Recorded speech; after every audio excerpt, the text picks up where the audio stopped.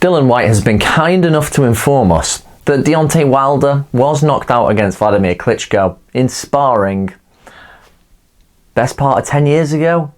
Sounds like it was a while ago. And it probably doesn't mean a great deal, does it?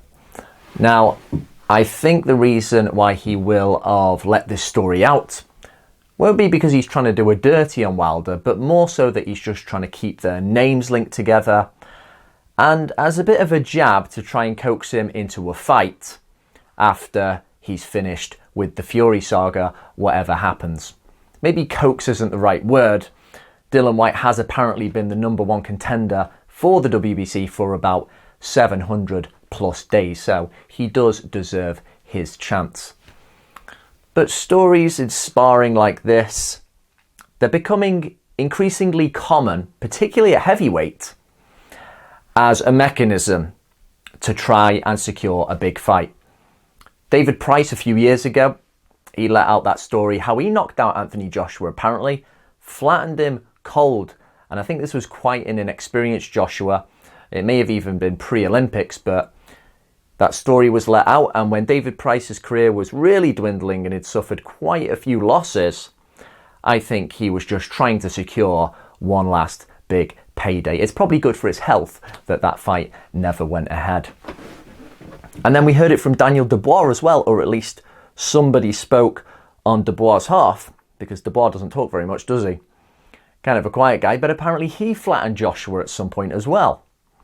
And then where he is in his career, it's just another story that can be retrieved to try and drum up interest if he's got the chance to fight him. But this is sparring, and let's just put it into context. So Deontay Wilder was apparently knocked out against Wladimir Klitschko, who hits like an absolute truck with either hand. And then he did it against Deontay Wilder, who we know has defensive liabilities and probably doesn't have the best chin at the world level. So what?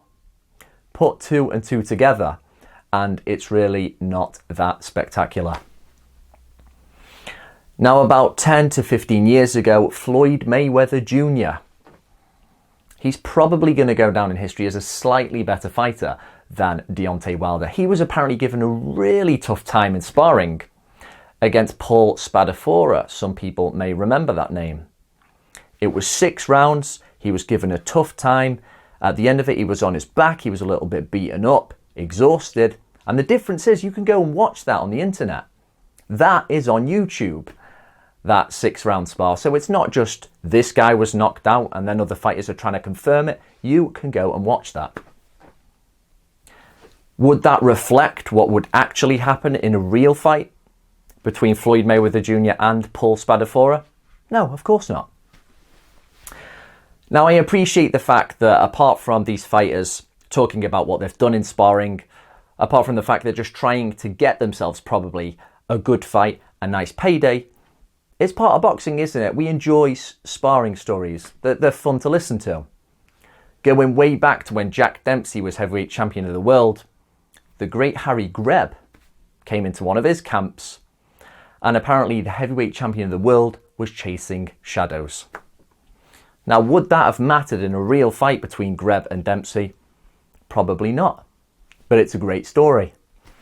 The problem with these kind of stories is that if the casuals and certain others are drawing from them, trying to draw some kind of reality that it's highlighting a weakness that is going to show up with Wilder in future possible fights between Fury and Joshua, that is just not going to compute. That is not how it works.